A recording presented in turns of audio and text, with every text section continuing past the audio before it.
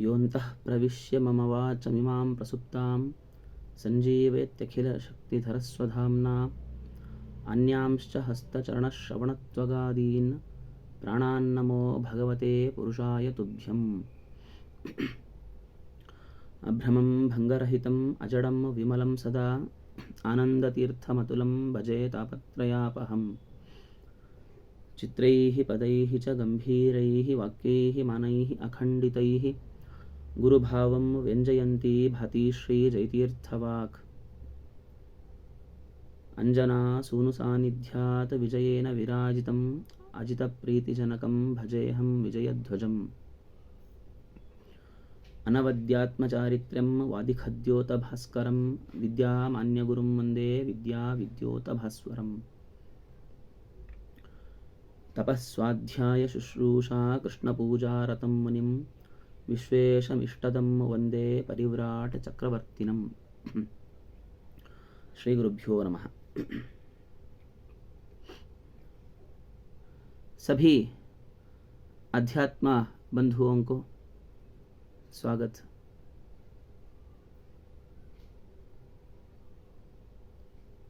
लोक में कुछ लोगों को यह संदेह है बहुत विषयों में संदेह रहता है। वैसे ही अब जो हम बात कर रहे हैं उस बारे में भी संशय है। पुराण श्रवण अथवा पुराण वाचन क्यों करें, क्या फायदा है उससे? क्योंकि संस्कृत भाषा में एक वाक्य है, प्रयोजनम अनुद्दिश्य न मंदोपि प्रवर्तते। यानी कि कुछ भी फायदा नहीं है तो कोई मूर्ख भी उस कार्य में प्रवृत्त नहीं होता है। तो पुराणों का जो मठ मंदिरों में होता है, पंडित लोग आते हैं, विद्वान लोग आते हैं, पुराणों का वाचन करते हैं। अनेक लोग बैठे रहते हैं, श्रवण कितना करते हैं किसी को मालूम नहीं है। फिर भी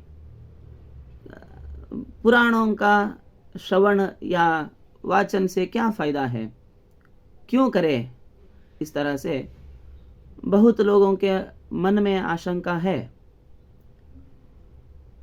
तो उस आशंका का निवारण करने का एक छोटा सा प्रयत्न आज हम यहाँ पर देखेंगे। यहाँ एक कथा ऐसा है जो सनत कुमार मुनि ब्रह्मदेव से कह रहे हैं इस कथा को। एक बार ऐसा हुआ था, सनत कुमार जी बोल रहे हैं ब्रह्मदेव से, एक बार ऐसा हुआ कि ब्रह्मदेव, मैं यहाँ से वहाँ भटकता रहता हूँ, तो ऐसे ही चलते यमलोक को जा पहुँचा। वहाँ यमधर्मराज भी थे, उनके पास बैठा। तभी वहाँ पर एक वज्र वैढूर्यों से भरा विमान आता है। उस विमान में एक दिव्य पुरुष बैठा है, उसे लेकर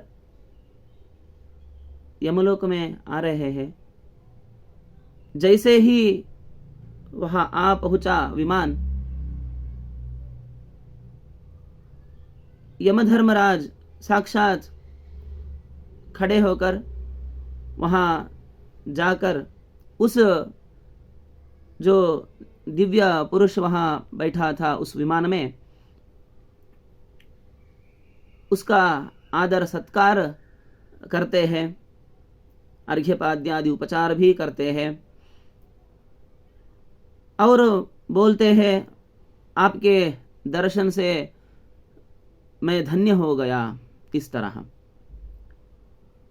तत्पश्चात कुछ ही मिनटों में और एक विमान आता है, उसमें भी एक दिव्य पुरुष बैठा है, उसे भी वैसे ही आदर सत्कार करके यमधर्मराज कृतार्थ समझते हैं। तत्पश्चात मुझ में जो कुतूहल पैदा हुआ था, यानी सनत कुमार में, क्योंकि यमधर्मराज किसी का भी आदर सत्कार नहीं करते हैं, इस तरह हम जानते हैं, तो सनत कुमार में भी वह प्रश्न प्रकट हो गया। तो वह पूछे, हे धर्मराज, तुम तो किसी का सत्कार नहीं करते हो, फिर भी आज उन दो दिव्य पुरुषों का सत्कार आदर जो तुमने किया, कौन है वो, क्या है उनका कथा, इस तरह। तो तभी यमधर्मराज सनत कुमार जी से बोलने लगे, पूर्व में पृथ्वीलोक में विदिशा नामक एक नगरी रहा करती थी। उस नगरी का पालन धरापाल नाम का एक राजा करता था। उस समय का एक बात है, एक बार ऐसा हुआ जब पार्वती देवी ने शिव के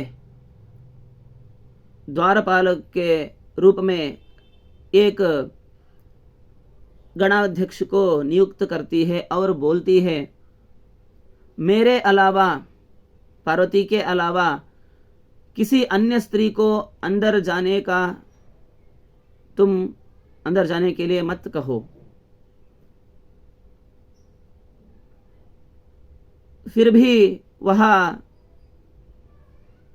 अन्य स्त्री को अंदर भेजता है, तो उससे कुपित यह पार्वती देवी उस गणाधीश को श्राप देती है, 12 वर्षों तक तुम शृगाल के जन्म प्राप्त कर लो।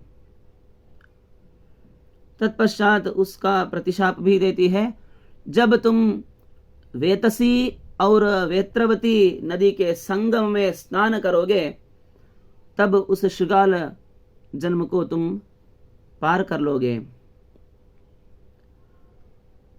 इस तरह वह गणाधीश 12 वर्षों तक शृगाल का जन्म भोगने लगा। एक दिन धरापाल के राज्य में वहाँ वेतसी और वेत्रवती नदी का जो संगम होता है, वहाँ स्नान करता है। तुरंत ही शृगाल जन्म को परित्यक्त करके वह दिव्य रूप को धारण करता है। यह सब इस धरापाल राजा के समक्षम में, उसके आंखों के सामने होता है। इस अद्भुत दृश्य को देखकर वह चकित होता है और तुरंत ही उसी क्षेत्र में एक भव्य विष्णु मंदिर का स्थापन करने के लिए सोचता है। वैसे ही विष्णु मंदिर का स्थापना भी करता है। कालवशेन वह देह त्यागता है, दिव्य रूप को प्राप्त करता है, तब उस विष्णु मंदिर में एक विद्वान को, पंडित को पुराण वाचन के लिए नियुक्त करता है और बोलता है, यहाँ इस मंदिर में सभी ब्राह्मण, क्षत्रिय, वैश्य, शूद्र आदि समस्त जीव राशि यहाँ पर आती है, पुराण श्रवण करती है। तो इसीलिए आपको 1 साल तक, 1 वर्ष तक यहाँ से कहीं भी नहीं जाना पड़ेगा। आपको जो चाहिए 1 वर्ष तक आपके जीवन के लिए जो कुछ भी चाहिए सब व्यवस्था में करता हूँ। वैसे ही दक्षिणा का भी व्यवस्था करता हूँ। 100 सोने का सिक्के, आज तो करेंसी है, तो तब सिक्के रहते थे, सोने के सिक्के, गोल्ड कॉइन्स, 100 सोने के सिक्के को दक्षिणा के रूप में देता है वह धरापाल राजा। तत्पश्चात वह पंडित अत्यंत श्रद्धा से 1 साल तक पुराण वाचन करता है। तत्पश्चात वह भी मरण को प्राप्त करता है। इस तरह अनन्य भक्ति से वह पुराणवाचक जो पंडित था, अत्यंत भक्ति श्रद्धा से उस विष्णु मंदिर में पुराण वाचन करने से जो पुण्य प्राप्त किया था, उससे संतुष्ट होकर विष्णुलोक से विष्णुदूत उन्हें लेने के लिए आए हैं। वैसे ही तभी उन 1 साल के जो पुराण वाचन हो रहा था, तभी एक भक्त अत्यंत श्रद्धा भक्ति से उस पुराण का श्रवण करता था। उससे उसके मन में विष्णु के प्रति अत्यंत भक्ति भी पैदा हो गई थी।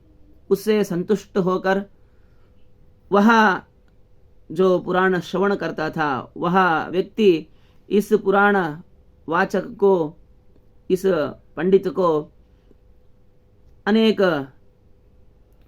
स्वर्ण दानादि करके संतुष्ट करता है। तो उससे भी जो अत्यंत श्रद्धा भक्ति से पुराण वाचन किया था और जो अत्यंत श्रद्धा भक्ति से पुराण श्रवण करके ब्राह्मण को दान धर्मादि किया था, उन दोनों को लेने के लिए विष्णुलोक से दिव्य विमान आए हैं। वही दो लोग हैं, उन्हें मैं सत्कार किया हूँ। इस तरह यमधर्मराज सनत कुमार जी को पुराण वाचन और पुराण श्रवण, यूं ही नहीं अत्यंत श्रद्धा भक्ति से पुराण वाचन और उसी श्रद्धा भक्ति युक्त जो पुराण श्रवण लोग करते हैं, उन्हें निश्चित रूप से ही विष्णुलोक प्राप्त होती है।